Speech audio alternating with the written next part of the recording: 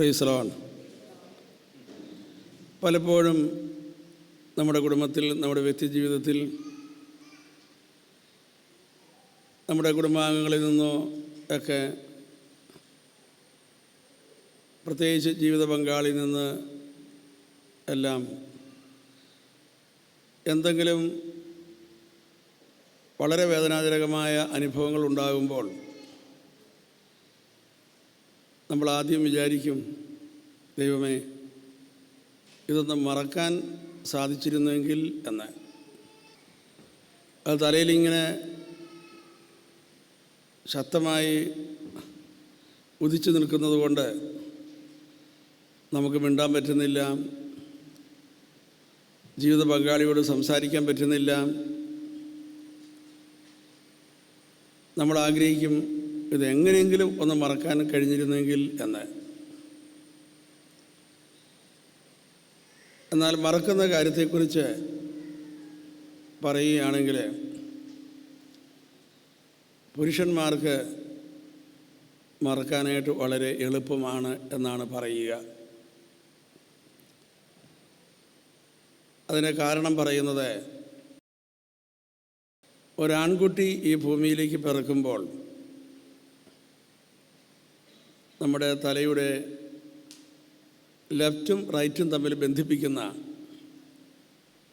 Corpus കൊളോസം എന്ന് പറഞ്ഞ tunnel അതുവഴി ചുരുങ്ങുന്നു. അതുകൊണ്ട് പുരുഷന്മാരുടെ തലയുടെ പ്രത്യേകത ഒന്നിലെ ലെഫ്റ്റ് അല്ലെങ്കിൽ റൈറ്റ്, അതിലേതെങ്കിലും ഒരു വശമായിരിക്കും സജീവമായി പ്രവർത്തിക്കുക. അത് പ്രവർത്തിക്കുമ്പോൾ മറ്റേ വശം റെസ്റ്റിലാണ്. അതുകൊണ്ടാണ് പുരുഷന്മാർക്ക് മറക്കാനായിട്ട് വളരെ എളുപ്പമാണ്. സാധാരണ പുരുഷന്മാർ എങ്ങനെയാണ് മറക്കുക? അവരേതെങ്കിലും ജോലിയിൽ ഏർപ്പെടുമ്പോൾ അവർക്ക് മറക്കാൻ സാധിക്കും. അവർ ആ രംഗത്ത് നിന്ന് കുറച്ച് നേരത്തേക്ക് മാറി നിൽക്കുന്നു, ഒന്ന് കൂട്ടുകൂടുന്നു, ക്ലബിൽ പോകുന്നു, പുറത്തിറങ്ങി നടക്കുന്നു, വേറെ ഏതെങ്കിലും കാര്യങ്ങളിൽ വ്യാപൃതനായി തീരുന്നു. അപ്പോൾ അവർക്ക് മറക്കാൻ സാധിക്കും. എന്നാൽ സ്ത്രീകളെ സംബന്ധിച്ച് പറയുകയാണെങ്കിൽ, അവരുടെ തലയുടെ ലെഫ്റ്റും റൈറ്റും ഒരുപോലെ പ്രവർത്തിക്കുന്നു. അതുകൊണ്ട് അവർ അങ്ങോട്ടും ഇങ്ങോട്ടും മാറി നിന്നതുകൊണ്ടോ ഏതെങ്കിലും ജോലിയിൽ ഏർപ്പെട്ടതുകൊണ്ടോ ഒന്നും അവർക്ക് അങ്ങനെയൊന്നും മറക്കാൻ പറ്റുകയില്ല. അപ്പോൾ വളരെ പ്രധാനപ്പെട്ട ഒരു ചോദ്യം, അവരുടെ ജീവിതത്തിലുണ്ടാകുന്ന പ്രശ്നങ്ങൾ പിന്നെ അവരെങ്ങനെ കൈകാര്യം ചെയ്യും എന്നതാണ്. അവരുടെ ജീവിതത്തിലുണ്ടാകുന്ന പ്രശ്നങ്ങളെ കൈകാര്യം ചെയ്യുവാൻ അവർക്ക് ഒരേ ഒരു മാർഗമേ ഉള്ളൂ. അവരെ മനസ്സിലാക്കുന്ന ആരോടെങ്കിലും തുറന്ന് പറയുക എന്നതാണ് അവർക്കുള്ള ഏക മാർഗം. അതുകൊണ്ട് അവരെപ്പോഴും ഇങ്ങനെ തുറന്ന് പറഞ്ഞുകൊണ്ടിരിക്കും. കാരണം അങ്ങനെ പറയുന്നത് ഒരു വിധത്തിൽ പറഞ്ഞാൽ അവർക്ക് തന്നെ സൗഖ്യം കൊടുക്കുകയാണ്. അങ്ങനെ മാത്രമേ അവർക്ക് അവരുടെ പ്രശ്നങ്ങളെ നേരിടുവാനായിട്ട് സാധിക്കുകയുള്ളൂ. അപ്പോൾ അതുകൊണ്ട് പലപ്പോഴും സ്ത്രീകൾ അവർ പഴയ കാര്യങ്ങൾ വീണ്ടും വീണ്ടും പറയും. അങ്ങനെ പറയുന്നത് ഒരിക്കലും ഭർത്താവിനെ കുറ്റപ്പെടുത്താൻ വേണ്ടിയിട്ടല്ല. അവരെ സംബന്ധിച്ചിടത്തോളം അങ്ങനെ ഷെയർ ചെയ്താണ് അവർക്ക് അവരുടെ മനസ്സിനെ ശാന്തതയിലേക്ക് കൊണ്ടുവരാനായിട്ട് സാധിക്കുകയുള്ളൂ. ബയോളജിക്കലായിട്ട് ദൈവം അങ്ങനെ ഒരു സിസ്റ്റമാണ് അവരിൽ വെച്ചിരിക്കുന്നത്. അതുകൊണ്ട് അവർക്ക് എന്തെങ്കിലും പ്രയാസമോ വിഷമതയോ ഉണ്ടായാൽ അവർക്കത് പറയാതെ അവർക്ക് ആ പ്രശ്നത്തിൽ നിന്ന് മോചനം പ്രാപിക്കാനായിട്ട് സാധിക്കുകയില്ല. അതുകൊണ്ട് അങ്ങനെയായിരിക്കെ ഒരു ഭർത്താവ് മനസ്സിലാക്കേണ്ടിയിരിക്കുന്നു, ഞാൻ എൻ്റെ ഭാര്യയെ കേൾക്കുവാൻ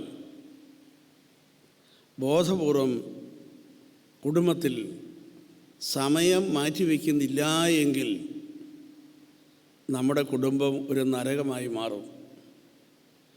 നീ എത്ര വിശുദ്ധനാണ് എങ്കിൽ പോലും, നീ എത്ര നല്ല മനുഷ്യനാണ് എങ്കിൽ പോലും, നീ ഭാര്യയെ കേൾക്കുവാനായിട്ട് നിൻ്റെ കുടുംബത്തിൽ സമയം മാറ്റി വയ്ക്കുന്നില്ല എങ്കിൽ നിൻ്റെ കുടുംബം ഒരു നരകമായി മാറും.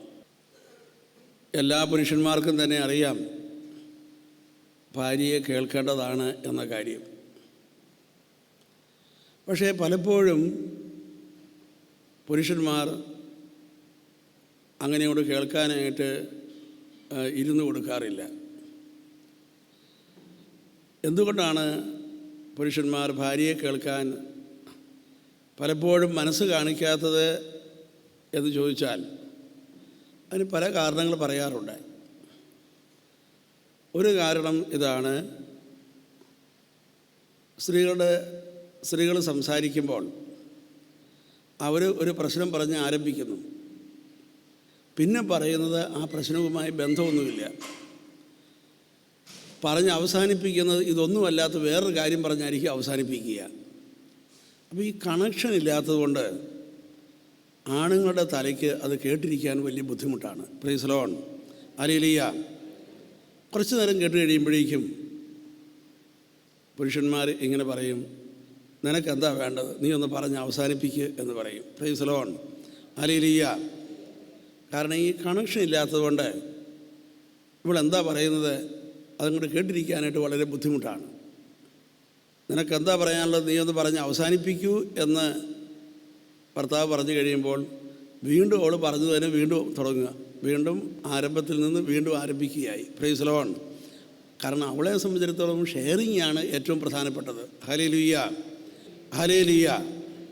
പക്ഷേ ഭർത്താക്കന്മാർ മനസ്സിലാക്കേണ്ടതായിട്ടുണ്ട്, കണക്ഷൻ ഉണ്ടെങ്കിലും ഇല്ലെങ്കിലും ഒക്കെ നമ്മുടെ കുടുംബം നരകമാകാതിരിക്കണമോ നമ്മൾ ഭാര്യയെ കേട്ടേ പറ്റുകയുള്ളൂ. Hallelujah, hallelujah, hallelujah, hallelujah. ഭർത്താവ് ഭാര്യയെ കേൾക്കാത്തതിൻ്റെ മറ്റൊരു കാരണം, അടിസ്ഥാനപരമായ ഒരു കാരണം പറയുന്നത്, പുരുഷന്മാരുടെ തല എപ്പോഴും ഒരു പ്രോബ്ലം കേട്ട് കഴിഞ്ഞാൽ അതിനൊരു സൊല്യൂഷൻ ആലോചിക്കുന്ന തലയാണ്. ഇപ്പോൾ ഒരു പ്രോബ്ലം പറഞ്ഞു കഴിഞ്ഞാൽ ഉടനെ അതിനെന്താണ് ഒരു സൊല്യൂഷൻ, അങ്ങനെ സൊല്യൂഷൻ കൊടുക്കുക എന്നതാണ്, ആ രീതിയിലാണ് പുരുഷന്മാർ ചിന്തിക്കുക. അപ്പോൾ ഭാര്യ ഒരു പ്രോബ്ലം പറയുന്നു, ഉടനെ തന്നെ ഭർത്താവ് അതിനൊരു സൊല്യൂഷൻ പറയുന്നു. അങ്ങനെ സൊല്യൂഷൻ പറയുമ്പോൾ നിങ്ങൾ ശ്രദ്ധിച്ചോ, നമ്മുടെ സൊല്യൂഷനൊന്നും അവർ കേൾക്കാനിരിക്കാറില്ല. Praise Lord. നീ സൊല്യൂഷൻ പറഞ്ഞ് അവസാനിപ്പിക്കുന്നതിന് മുമ്പ് അവൾ വേറൊരു പ്രോബ്ലം പറയും. Praise Lord, hallelujah. ഇനി നീ അതിനും ഒരു സൊല്യൂഷൻ പറഞ്ഞു കഴിഞ്ഞാൽ ഉടനെ അവൾ ഒരു സൊല്യൂഷൻ ഇല്ലാത്തൊരു കാര്യം എടുത്തിട്ടേക്കും, ദേ കിടക്കുന്നു, പിന്നെ ഒന്നും പറയാൻ പറ്റിയല്ല. അപ്പോൾ പല പുരുഷന്മാരും വിചാരിക്കുന്നത് ഈ ഭാര്യ പറയുന്ന എല്ലാ കാര്യങ്ങൾക്കും ഒരു സൊല്യൂഷൻ കൊടുത്തേ പറ്റൂ എന്നാണ്. അത് ഒരു ശരിയായ ഒരു ചിന്തയല്ല. ഹല്ലേലൂയ. കാരണം അവൾ പറയുന്നത് അതൊരു ഷെയറിങ്ങാണ്, അവൾക്ക് വേണ്ടത് അവളെ കേൾക്കണം എന്ന കാര്യമാണ്. നമ്മുടെ സൊല്യൂഷനേക്കാൾ പ്രധാനപ്പെട്ടത് അവളെ കേൾക്കുക എന്ന കാര്യമാണ്. അപ്പോൾ ചില പുരുഷന്മാർ ഇങ്ങനെ ചിന്തിക്കുന്നു, ഇവൾ പറയുന്ന കാര്യങ്ങൾക്കൊന്നും എനിക്ക് ഒരു സൊല്യൂഷനും കൊടുക്കാൻ പറ്റുകയില്ല, അതുകൊണ്ട് അവളെ കേൾക്കാതെ മാറി നടക്കുന്ന പുരുഷന്മാരുണ്ട്. കാരണം അവരുടെ വിചാരം ഭാര്യ പറയുന്ന എല്ലാ കാര്യത്തിനും ഒരു സൊല്യൂഷൻ കൊടുത്തേ പറ്റൂ എന്നാണ്. ഹല്ലേലൂയ. അത് ഒരു ശരിയായ കാഴ്ചപ്പാടല്ല. അപ്പോൾ അങ്ങനെ ചിന്തിക്കുന്ന ചില പുരുഷന്മാരെ, ഭാര്യ എന്തെങ്കിലും ഒരു പ്രശ്നം പറഞ്ഞു, അവൾ പ്രശ്നവും പറഞ്ഞ ശേഷം കിടന്നുറങ്ങുന്നു, ഇവൻ രാത്രി എന്ന് സൊല്യൂഷൻ ആലോചിക്കുകയാണ്. അവൾ അങ്ങനെ പറഞ്ഞു, ഞാൻ എന്തു ചെയ്യും, അങ്ങനെ പറഞ്ഞ് വിഷമിച്ചിങ്ങനെ നടക്കുകയാണ്.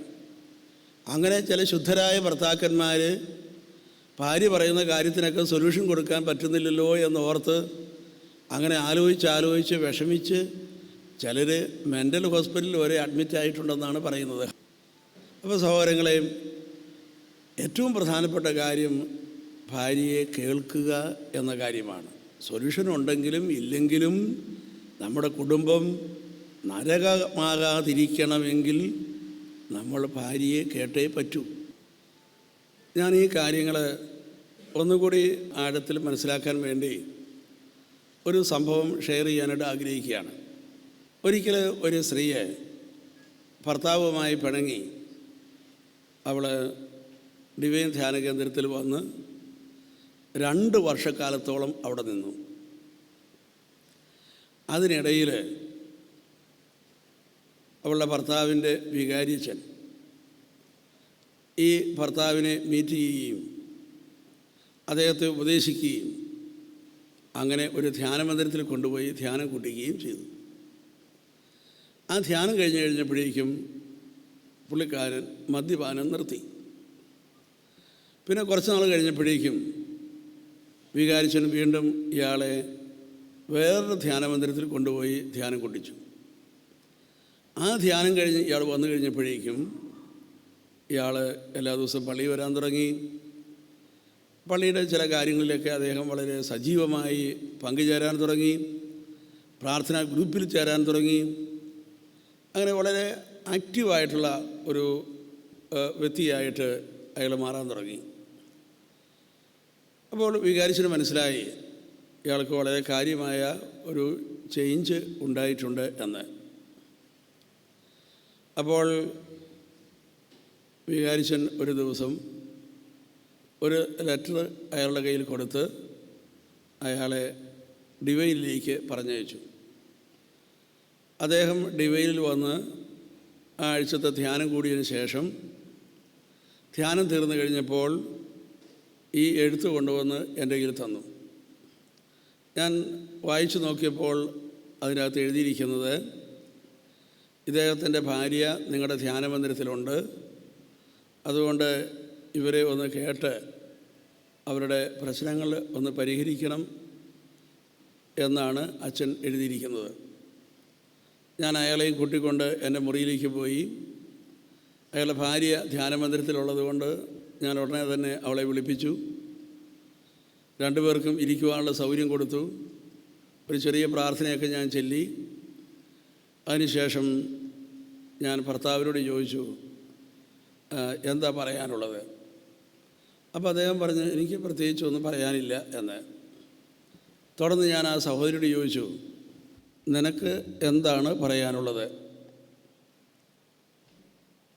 അപ്പോൾ അവൾ ആലോചിച്ചു, ഏതായാലും എല്ലാം തുറന്നു പറയാനായിട്ട് പറ്റിയൊരവസരമാണ്.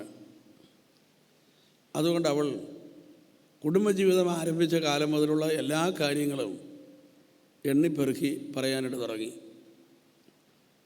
ഞാനിങ്ങനെ ശ്രദ്ധിച്ച് കേട്ടുകൊണ്ടിരിക്കുകയാണ്. കുറച്ച് കഴിഞ്ഞപ്പോൾ ഞാൻ മനസ്സിൽ ചിന്തിച്ചു, ഇങ്ങനെയൊക്കെയാണ് ഭർത്താവിൽ നിന്ന് ഇവൾക്ക് അനുഭവങ്ങൾ ഉണ്ടായിട്ടുള്ളത് എങ്കിൽ ഞാനെങ്ങാനും അല്പം നിർബന്ധിച്ച് ഇവളെ ഭർത്താവിൻ്റെ കൂട്ടത്തിൽ പറഞ്ഞയച്ചാൽ ഇയാളുടെ പഴയ സ്വഭാവം എങ്ങാനും എപ്പോഴെങ്കിലും പൊങ്ങി വന്നാൽ എന്തായിരിക്കും സ്ഥിതി? അതുകൊണ്ട് എന്താണ് ചെയ്യേണ്ടത്? ഇതിനെന്താണ് ഒരു പരിഹാര മാർഗം? ഞാനിങ്ങനെ ആലോചിക്കാൻ തുടങ്ങി. ഞാനിങ്ങനെ ആലോചിച്ചുകൊണ്ടിരിക്കുമ്പോൾ തന്നെ അവൾ എല്ലാം പറഞ്ഞ് അവസാനിപ്പിച്ചു. ഭർത്താവിനൊന്നും പറയാനുമില്ല. അവൾ പറയാനുള്ളതെല്ലാം പറയുകയും ചെയ്തു. പിന്നെ പറയേണ്ട ഏകയാൾ ഞാനാണ്. എനിക്കാണെങ്കിൽ ഒരു സൊല്യൂഷനും കിട്ടുന്നുമില്ല. എന്നാൽ ഞാൻ എന്തെങ്കിലും പറഞ്ഞേ പറ്റൂ.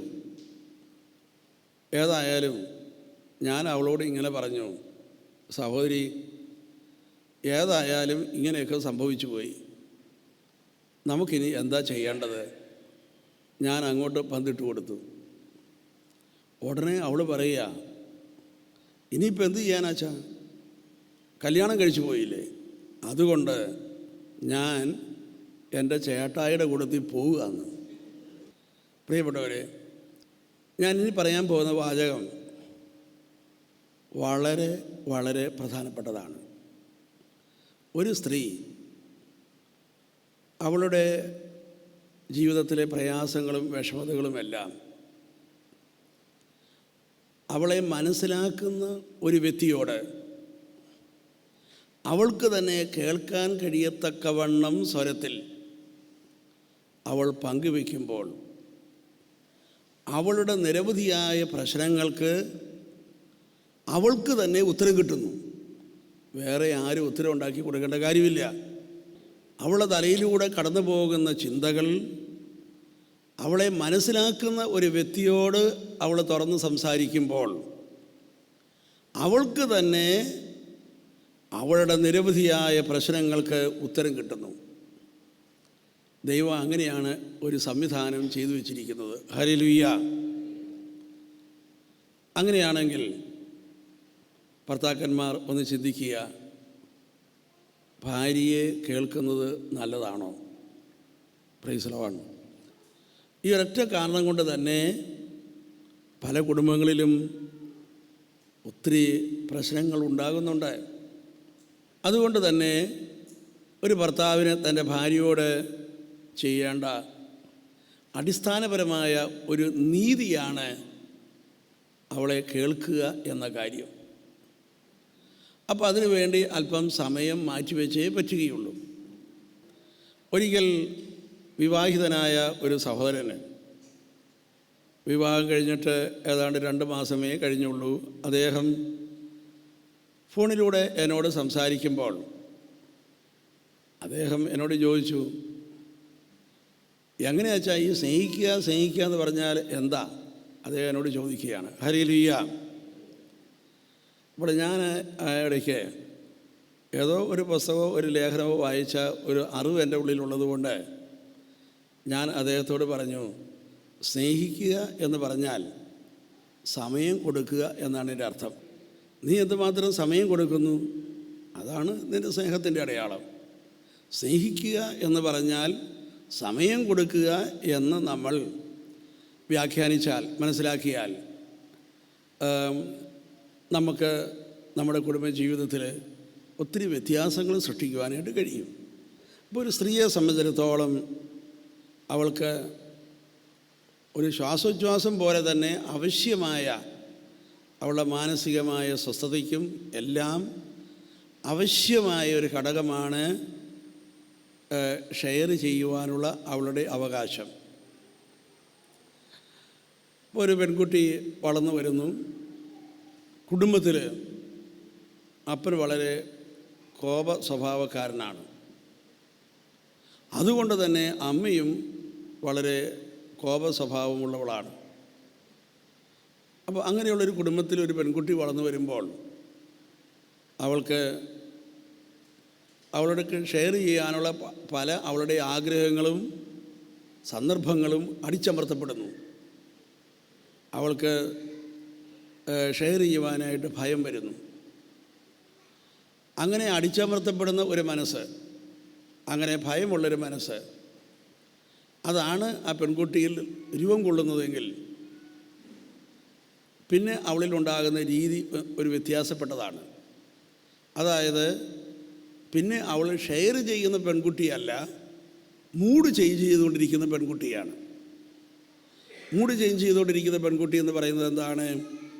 എന്തെങ്കിലും പ്രയാസമുണ്ടായാൽ പറയുകയില്ല, മുഖമെല്ലാം വീർപ്പിച്ച് ചിലപ്പോൾ ഭക്ഷണം കഴിക്കാതെ മാറി നിൽക്കുന്നു. എന്താണ് എന്ന് ആരെല്ലാം പുറകെ നടന്ന് ചോദിച്ചാലും പറയുകയില്ല. അങ്ങനെ കുറച്ച് സമയം ഇങ്ങനെ മൂഡ് ചേഞ്ച് ചെയ്ത് നടക്കും.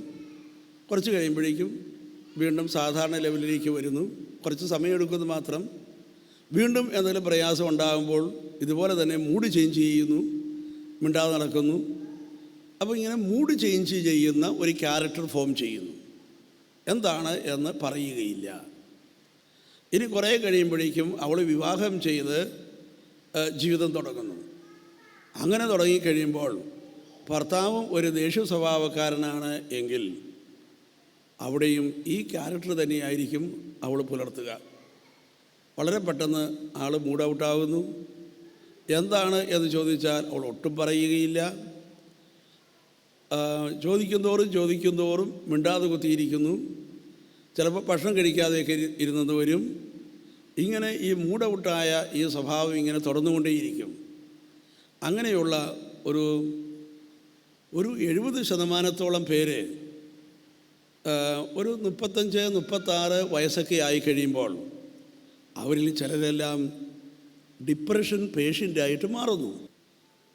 അപ്പോൾ ഒരു വ്യക്തിയുടെ ജീവിത പങ്കാളി, ഒരു കുടുംബ നായിക 35-36 വയസ്സൊക്കെ ആയി കഴിയുമ്പോൾ അവൾ ഒരു വിഷാദ രോഗിയായി തീരുക എന്ന് പറയുമ്പോൾ അതെത്ര വേദനാജനകവും ഭയങ്കരവുമാണ് എന്ന് ഓർക്കുക. അപ്പോൾ അതുകൊണ്ട് വളരെയധികം പ്രാധാന്യം ഈ ഒരു കാര്യത്തിൽ ഭർത്താക്കന്മാർ ശ്രദ്ധിക്കേണ്ടതാണ്. എന്തു തന്നെയായാലും ഭാര്യയെ കേൾക്കുവാനുള്ള മനസ്സ് ഉണ്ടാകണം, എങ്കിലേ നമ്മുടെ കുടുംബജീവിതം വിജയിക്കുകയുള്ളൂ. സ്ത്രീകളെ സംബന്ധിച്ചിടത്തോളം അവർക്ക് ഉണ്ടാകുന്ന എല്ലാ അനുഭവങ്ങളും ഭർത്താവിനോട് പറയുവാൻ അവൾ ആഗ്രഹിക്കുന്നു. ഓരോ ദിവസവും ഉണ്ടാകുന്ന എല്ലാ കാര്യങ്ങളും തുറന്നു പറയാൻ അവൾ ആഗ്രഹിക്കുന്നു. വൈകുന്നേരമാകുമ്പോഴേക്കും ഭർത്താവ് ജോലിയെല്ലാം കഴിഞ്ഞ് വരുമ്പോഴോ ഇന്ന് കുറേ കാര്യങ്ങളൊക്കെ തുറന്നു പറയണമെന്ന് അവൾ ആഗ്രഹിക്കുന്നു. പക്ഷേ അവൾ ഭർത്താവിലേക്ക് നോക്കുമ്പോൾ ഇന്ന് ഭർത്താവ് വളരെയധികം ടയേർഡായിട്ടാണ് വന്നിരിക്കുന്നത്. അപ്പോൾ അവൾ തന്നെ മനസ്സിലാക്കുന്നു, ഇപ്പോൾ അങ്ങനെ പറയാൻ പറ്റിയ ഒരു അവസ്ഥയിലല്ലല്ലോ, എന്നാൽ പിന്നെ നാളെ പറഞ്ഞു കളയാം. നാളെ പറഞ്ഞു കളയാമെന്ന് അവൾ തീരുമാനിക്കുമ്പോൾ ഇന്ന് പറയാനുള്ള കാര്യങ്ങൾ അവൾ നീക്കിക്കളയുന്നില്ല.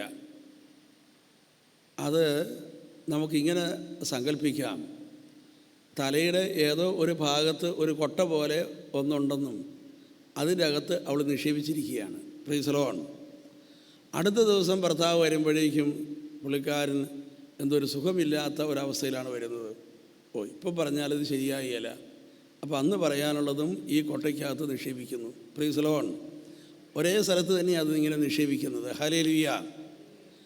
അതിനടുത്ത ദിവസം വരുമ്പോഴേക്കും പുള്ളി വളരെ ബിസി ആയിട്ടാണ് വന്നിരിക്കുന്നത്. ഇപ്പോഴും പറയാൻ പറ്റിയ ഒരു സാഹചര്യമല്ലല്ലോ എന്നോർത്ത് അന്ന് പറയാനുള്ളതും ഈ കൊട്ടയ്ക്കകത്ത് ഇങ്ങനെ കിടക്കുകയാണ്. അങ്ങനെ ഈ പറയാനുള്ള കാര്യങ്ങളൊക്കെ, പറയാത്ത ഈ കാര്യങ്ങളെല്ലാം, പങ്കുവയ്ക്കാത്ത ഈ കാര്യങ്ങളെല്ലാം ഈ കൊട്ടയ്ക്കകത്ത് ഇങ്ങനെ വന്ന് അതിൻ്റെ വക്ക് വരെ ഇങ്ങനെ നിറഞ്ഞു നിൽക്കുന്നു. ഇനി എന്തെങ്കിലും ഒരു സംഭവം ഉണ്ടായിക്കഴിഞ്ഞാൽ ഈ കൊട്ട നിറയും. ഹല്ലേലൂയ. അപ്പോഴാണ് വീട്ടിലൊരു ചെറിയ സംഭവം ഉണ്ടായത്. അപ്പോഴേക്കും ഈ കൊട്ട നിറഞ്ഞു. കൊട്ട നിറഞ്ഞു കഴിഞ്ഞാൽ സ്ത്രീകളിൽ ഈ കൊട്ട കവിഞ്ഞൊഴുകുകയല്ല ചെയ്യുക, ഈ കൊട്ട ഉൾപ്പെടെ മറിയുകയാണ് ചെയ്യുക. Praise the Lord. ഒരു ചെറിയ സംഭവമേ ഉണ്ടായുള്ളൂ, അവൾ പെട്ടെന്ന് അങ്ങോട്ട് പൊട്ടിത്തെറിച്ചു. പിന്നെ എന്തൊക്കെയാണ് ഇവൾ പറഞ്ഞതെന്ന് ഒരു പിടുത്തവുമില്ല. ഭർത്താവിൻ്റെ അപ്പൂപ്പനെ വരെ തെറി പറഞ്ഞു. ഹല്ലേലൂയ. പിള്ളേർ തന്നെ വിചാരിക്കും, എന്തൊക്കെയാണ് ഈ അമ്മ പറയുന്നത്, അവർക്ക് തന്നെ പിടുത്തം കിട്ടുന്നില്ല. പല ഭർത്താക്കന്മാരും ഇത്തരം സന്ദർഭങ്ങളിൽ ചിന്തിക്കുകയാണ്, അല്ല ഇവളിങ്ങനെ ചൂടാകാനായിട്ട് ഇവിടെ എന്തുണ്ടായി? ഹല്ലേലൂയ. അങ്ങനെ പറയത്തപ്പോൾ ഗൗരവമായ സംഭവങ്ങളൊന്നും ഉണ്ടായില്ലല്ലോ. പിന്നെ എന്താണ് ഇവള് ഇങ്ങനെ വിളിച്ചു പറയുന്നത്? ഈ കൊട്ട മറിഞ്ഞതാണെന്ന് പല ഭർത്താക്കന്മാരും മനസ്സിലാക്കുന്നില്ല. ഹല്ലേലൂയ. അത് പറയുന്ന കാര്യങ്ങൾക്കൊരു കണക്ഷനുമില്ല. പഴയതും പുതിയതും എല്ലാം കൂടെ കൂട്ടിച്ചേർത്ത് എല്ലാം കൂടെ കൂടി ഒരുമിച്ച് അവൾക്ക് തന്നെ അറിയാൻ പാടില്ലാത്ത വണ്ണം അവൾ വിളമ്പുകയാണ്. കുറേയെല്ലാം പറഞ്ഞു കഴിഞ്ഞപ്പോഴേക്കും അവൾ ശാന്തമായി കഴിഞ്ഞാൽ അവൾക്ക് തന്നെ നിശ്ചയില്ല എന്തൊക്കെയാണ് പറഞ്ഞതെന്ന്. കുറേ കഴിയുമ്പോൾ ചിലപ്പോൾ ചില ഭാര്യമാർ വളരെ കൂളായിട്ട് ഭർത്താവിനടുക്കൽ ചെന്നിട്ട് പറയും, ഞാൻ വല്ലതും പറഞ്ഞോ എന്ന്. അപ്പോൾ ചില വീടുകളിലെ ഷെയറിങ് എന്ന് പറയുന്നത് വല്ലപ്പോഴും ഇടയ്ക്ക് നടക്കുന്ന ഈ കൊട്ടമറിച്ചിലാണ്. അങ്ങനെ എന്തെങ്കിലും ഒരു സംഭവം ഉണ്ടാകുന്നു, പൊട്ടിത്തെറിക്കുന്നു, അപ്പോൾ കുറേയൊക്കെ വിളിച്ചു പറയുന്നു, അങ്ങനെ ഷെയർ ചെയ്താണ് വലിയ കുഴപ്പമൊന്നും ആ രീതിയിൽ നീങ്ങുന്ന കുടുംബങ്ങളുണ്ട്. ഒന്ന് കൈയടിച്ച് കർത്താവിനെ മഹത്വപ്പെടുത്തുക.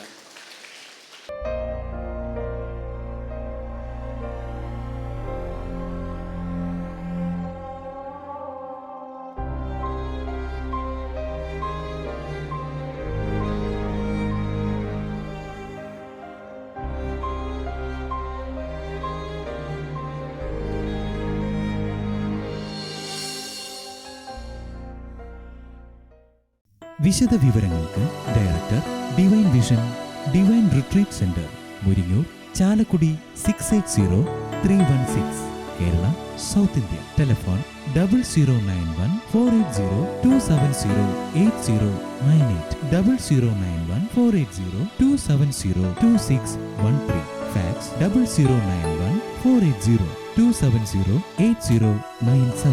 Email mail.divinetv@gmail.com. Website www.drcm.org.